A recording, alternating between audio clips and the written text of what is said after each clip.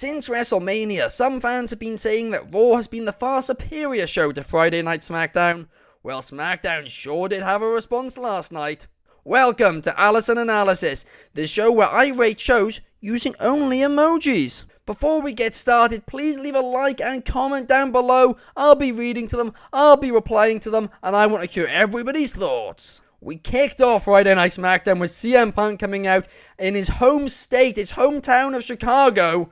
And boy oh boy, this reaction was insane. It was money. It's also no surprise. But what's also no surprise is that CM Punk is money on the mic as well, isn't he? I mean, when he first returned to WWE, everybody said that he got a bit boring on the mic. He wasn't his old self. But I said it then and I'll say it now. CM Punk, he's always massively overrated when he's cutting promos which aren't in a feud. But once he's in a feud and he's got the mic, he is unbelievable. He might just be, well, he is one of, if not the best on the mic in the world when it comes to, heated feuds. And his promo on Drew McIntyre, it was exceptional. But somebody else who's exceptional at promos, in fact, I'll say this can take my money too, is Paul Heyman. Paul Heyman came out, he got in the face of CM Punk, he hugged him, he misses CM Punk very clearly.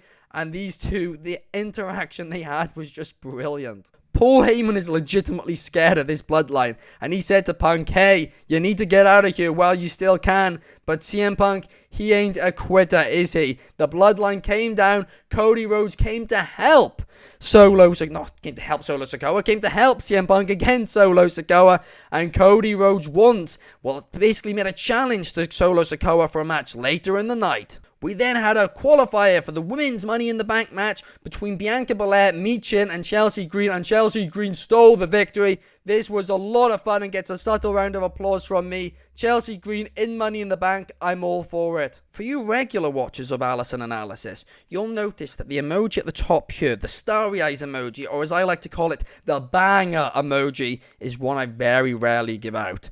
But I'm about to give it out. I'm about to give it out right now for the Drew McIntyre attack on CM Punk. This was amazing. This was one of the best attacks we've seen in WWE in quite some time. And that's saying something after the Wyatt attack this week.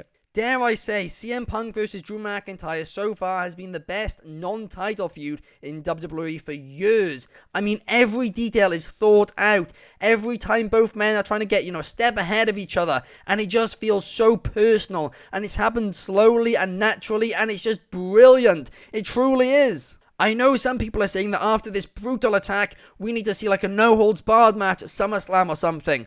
But honestly, let's just do it in a one-on-one normal match. You might be asking yourself, well, why do it in a normal match? But I'll tell you why. This feud can go on for months. It really can. We're just really excited to see these two lock up in the ring. So just give us that first, right? A one-on-one normal match at SummerSlam, then have a controversial finish, and then go, into different stipulation matches, right? Because this feud, hell, it could last all the way to WrestleMania if done right, but certainly until the Rumble. I just cannot wait to see where it goes, because these guys, well, this has been a banger of a build. The pattern of upset victories continued when Carmelo Hayes qualified for Money in the Bank with some help from the Bloodline, who took out Randy Orton. Carmelo Hayes in Money in the Bank, I'm all for this. It was a fun match as well, and it does get a subtle round of applause off me. So far up to this point, SmackDown had just been a thoroughly entertaining watch, a fast-paced watch, but a watch in which you just couldn't take your eyes off the TV screen. And that's what it's meant to do. Up next, well, I did have a little bit of an issue with the show. And firstly, I know I'm nitpicking here. I really, really do. But up next, they showed a promo package of the Wyatt Six's attack this past week. And the way it was edited, it was clear this promo package was by the Wyatt Six. And my concern with it is, why on earth did the commentators just introduce this promo package? Like, there was two routes they could have gone down. One, the Wyatts could have just hacked SmackDown and showed it. That's what I would have done, because that's what they have been doing. But secondly, well, you could, have them threatening the production team or threatening the commentators, saying that, we've got to show this for our own safety. I mean, that would maybe be a bit cringe, but it's better than what they did. But truthfully, the hacking solution would have just been a lot, would have made a lot more sense. So I'm going to give this a thumbs down. But I know it's nitpicking, but, I've got to do that. I'm a fan, right? We have to critique everything. But up next, LA Knight called out Logan Paul, and Logan Paul was nowhere to be seen. Santos Escobar came out, and basically these two cut a promo hyping up LA Knight versus Logan Paul versus Escobar for next week's episode of SmackDown. They then started brawling. LA Knight got the upper hand on Santos Escobar, and I thought this was the end of the segment.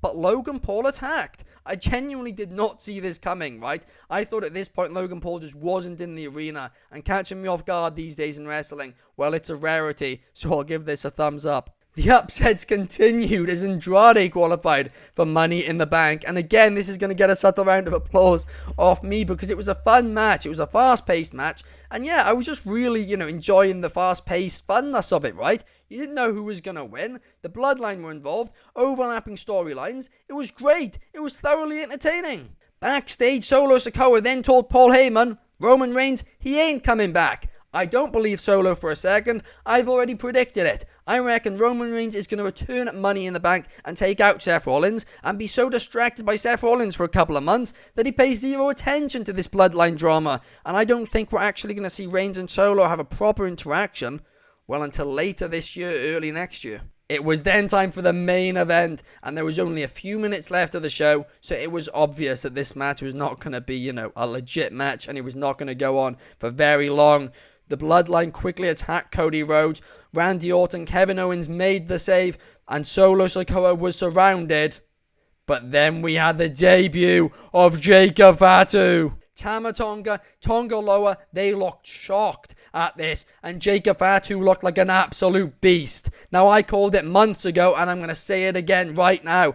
I predict the direction of this storyline is eventually going to be Solo Sikoa, Tama Tonga, Tonga Loa, Hikuleo, and The Rock against Roman Reigns, The Usos, Jacob Fatu, and Zilla Fatu, right? I reckon we're going to have the Fatus versus the Tongas with The Rock and Solo Sikoa, and then eventually Solo Sikoa is going to switch sides, and Roman Reigns is going to crown him the head of the table, the tribal chief, when he steps away from WWE. I think this is going to be a very long-term storyline here, and I'm really excited for it. I was saying it when Roman Reigns was champion in WWE, that WWE were putting so much time and thought into the booking of Reigns that it kind of felt like the rest of the product was suffering.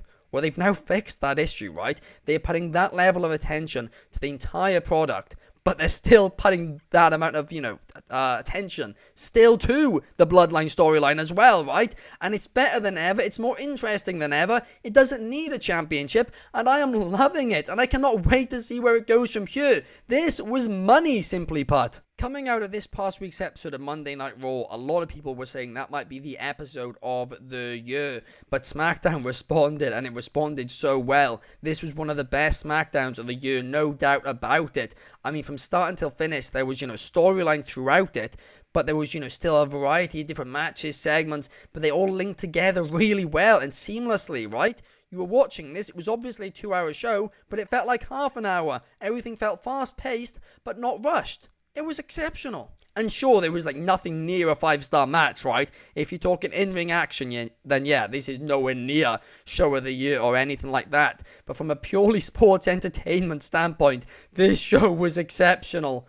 In fact, you know what? This show can take my money. I've been giving out a lot of money for this show, but it really was that good. I was sports entertained, and I cannot wait to tune back in next week. And ultimately, that is the point of any TV show, to make sure you come back to watch the next episode. Once again, thank you for watching this episode of Allison Analysis. Please leave your thoughts in the comments down below and leave a like if you haven't already. Plus, subscribe. I'll see you guys in the next one to talk a little bit of Monday Night Raw next week. Can they have another week of great action in WWE? I sure hope so, because this week it was phenomenal.